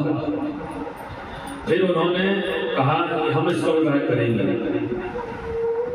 वसुदेव जी गोकुल से आकर के यहाँ पर व्यापार करते थे, अच्छी मित्रता थी कंस से, व्यापार करते थे। अब उन्होंने कहा कि सुनो, कंस ने कहा वसुदेव जी हमारी बहन है, उससे विवाह हम आपको कन्यादान करना चाहते हैं। अब वसुदेव जी मना कर सके नहीं, क्योंकि भाई उससे विरोध करना मतलब बहुत बड़ी बात है, विरोध कर नहीं सकते। बोले हमारे विवाह तो हो चुके हैं, हमारा विवाह, हमारी पत्नी घर पे है। बोले हम कुछ नहीं जानते, इससे विवाह और हमने कह दिया है हमारी पत्नी, हमारी बहन का विवाह हम तुमसे करेंगे, चलिए और ढूंढ लीजिए। अब व्यवस्था हो गई सब, और वसुदेव जी के घर में जाने दिए। बोले सब व्यवस्था नहीं हो जाएगी, अपने पास सब व्यवस्था है, ये कपड़े लत्ते सब हो जाएंगे, पूरा व्यवस्था कर लिया। अब जब व्यवस्था हो गई, उन्होंने विवाह किया, तो विवाह विधि विधान से किया। अब सब जो राक्षस थे उन्होंने कहा प्रभु फोटो खिंचवाने की जरा अच्छे व्यवस्थित अच्छे स्वरूप बनाओ जरा। तो वह कंस ने कहा, बोले हाँ अच्छी जगह फोटो आना चाहिए व्यवस्थित। तो बोले आप रथ आप ही चलाओ। अब जो कभी रथ नहीं चलाया मैं धीरे से फोटो खिंचवाने चक्कर बैठना तो पड़ेगा उसको, तो रथ चलाया आ गए। अब नकल भी अकल से होना चाहिए, समझ नहीं पाए वो। बोली वृंदावन बिहारी लाल की। आगे रथ प्रारंभ किया, लीला प्रारंभ हुई, और वह पुत्री के विदाई के समय जब आ गया तो वह बड़े प्रेम से, अब रोना नहीं आ रहा है फिर भी प्रेम से रो जा रहे हैं, नकल करते थे रो जा रहे हैं। अब दीपक जो थे उनकी पुत्री बहुत उनके मन में खसते है पुत्री के प्रति, फिर भी वह विदा कर रहे हैं। विदा करने लगे तभी वह से एक आकाशवाणी हुई, बोले अरे दुष्ट, तू जिस बहन को तू विदा कर रहा है उससे, उसकी गर्भ से 8वां जो तेरा काल बनेगा उसका पुत्र। अस्यास्वाम अष्टमो गर्भो हंतायाम वह से बुधा। बोले इस देवकी से जो 8वां गर्भ होगा वही तेरा काल होगा। अरे सुन, तू ये क्या कर रहा है? अपने हाथ से अपनी मृत्यु का पालन कर रहा है, मृत्यु को पाल रहा है। ऐसा जब कहा तो देखो नकल तो चल रही थी। अब अकल हुई तो समझदार होते, देवताओं ने समझदार ही नहीं रखी, देवता भी समझदारी नहीं रख पाए, इसको समझदारी रखना था। पर तत्काल ही वे खड़ा उठाया और बोले आज ही इस पुत्री को मैं नष्ट कर दूंगा। भगनी हंतुमारभ्य खड्ग पाणी कचे रही थी। तत्काल में खड्ग निकाल के बहन को मारने लगा तो वह वसुदेव ने कहा कि अरे भाई अभी कन्यादान अभी तुमने किया है, बड़ा यज्ञ किया तुमने और अभी तुम पाप क्यों कर रहे हो? बोले इसका 8वां कर्म मारेगा उससे पहले मैं इसको नष्ट कर दूंगा। और उन्होंने कहा पापी रक्षक, बोले हम भले पापी हैं कुछ भी है, आप हमारी रक्षा करिए, क्षमा करें हमें। और बोले आज के बाद हम आपको वचन देते हैं कि जितनी भी संतान होगी वह संतान हम आपको देंगे, ये हमारा वचन है। ऐसा तवानुजः बाला कृपणा पुत्रिकोपदः हन्तुं नरहर्षि कल्याणी इमां दीनवत्सलः। भगवान दीनवत्सल देव जो बालक को मारता है, जो गर्भ गिराता है, जो किसी की भूमि को हरण करता है, जो धन देकर के वह भूल जाता है, या धन जिसने दिया और सुफला देव तेरा धन नष्ट हो गया है, ये बहुत बड़े पापी होते हैं, इनको भगवान ही स्वयं आकर सुधारते हैं। अब आप कहो कि ये हमारी भूमि है, वो हमारी भूमि है, अरे भूमि किसी की नहीं है, जिनके लिए जोड़ रहे हो वो भूमि आकर कोई ही अपन को लगाएंगे। बोलिए राधे राधे। हम जिसके लिए धन इकट्ठा करके घर लेके जाएंगे वो भी आखिरी में हमारी जो गति वो आपकी होगी, वो हमारी गति होगी। गति सबकी एक होती है। बोले जितना धर्म संचय कर सको उतना कर लो। ये छोटी छोटी बात में भूमि पे लड़ते हैं। हमारे घर भी सब कुछ है, सबके यहाँ सब कुछ है, पर हम कहते हैं कि माता पिता आप हमें आशीर्वाद प्रदान करेंगे, आशीर्वाद प्रदान करेंगे। उन्हीं का आशीर्वाद है कि आज हम आपके क्षेत्र में आए। वाणी पुत्र पिता की धर्म, खेती बाड़ है अपनी कर्म। कहा हमें कुछ नहीं चाहिए। हमारे घर में विचार करते हैं कि नहीं है, बोले में नहीं, उस परमात्मा से मांगो जो सर्वस्व सबको देता है। अरे थोड़ी थोड़ी जगह में क्या है लड़ना? क्या लेकर आए थे, क्या लेकर जाएंगे? कुछ लेके नहीं आए, जैसे आए थे वैसे चले जाएंगे। बस बस बस हाथों में जाएगा धर्म रूपी सच। इतना धर्म किया है।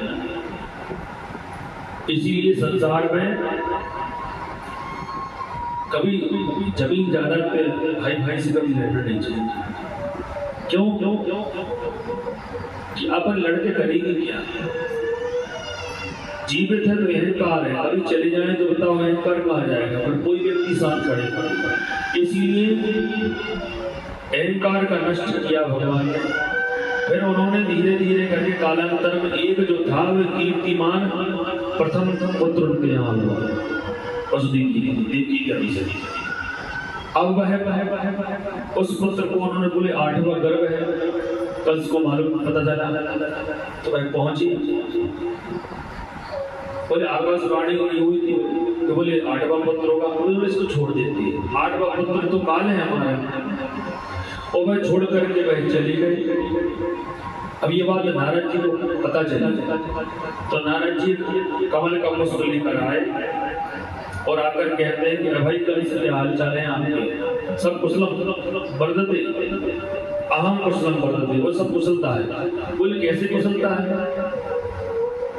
और कमल दे दिया, अष्टदल कमल दिया और बोले इसको गिनो। तो जिधर से गिने, इधर से गिने, उधर से गिने तो वह 8 अष्टदल कमल था। बहुत 2-3 बार उसने गिना पर वो समझ नहीं पाया, क्योंकि समझदार अलग होते हैं, समझ जाते हैं। मूर्ख दूसरे भोगने से भोगते हैं, मूर्ख और शब्द। फिर नारद जी ने कहा अरे तू समझ नहीं पा रहे हो, ये 8 कहीं से भी गिनोगे उसकी संख्या, यहाँ से गिनो वहां से गिनो 8वां ये आएगा। तो बोले इसका अर्थ ये है कि तुमने देवकी के जो पुत्र को कहाँ है? बोले उसको तो हमने छोड़ दिया। बोले ध्यान रखो, आकाशवाणी हुई थी 8वां पुत्र, अब ये नहीं कहा था कि 8वां ही। अब यहाँ से गिनो तो 8वां, 8 इधर से गिनो तो 8वां, इधर से गिनो।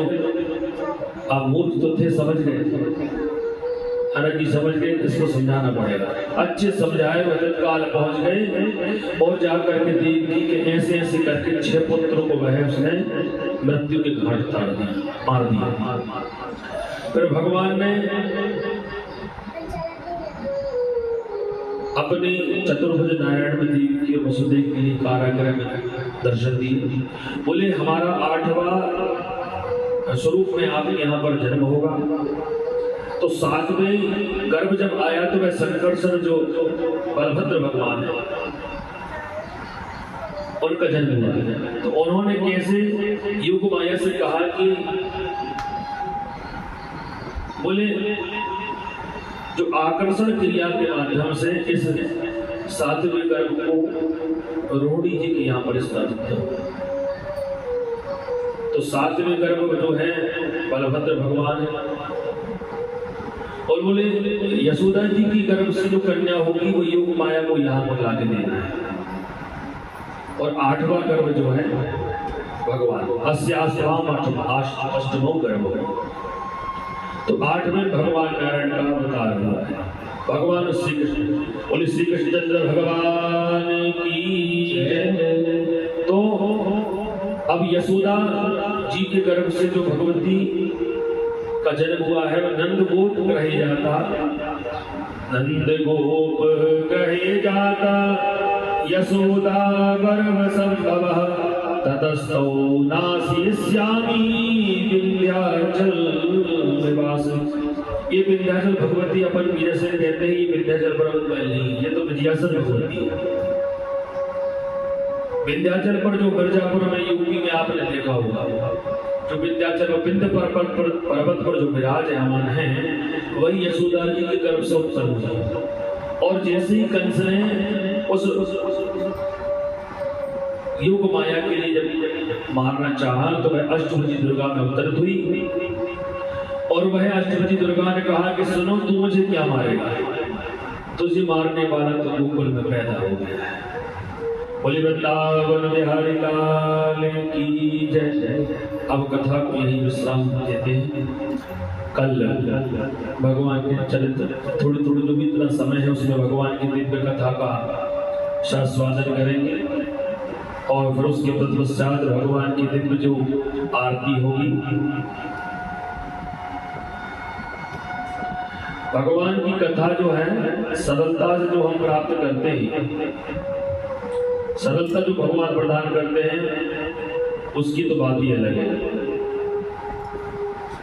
भगवान का थोड़ा सा कीर्तन उसके बाद है। बोलिए वृंदावन बिहारी लाल की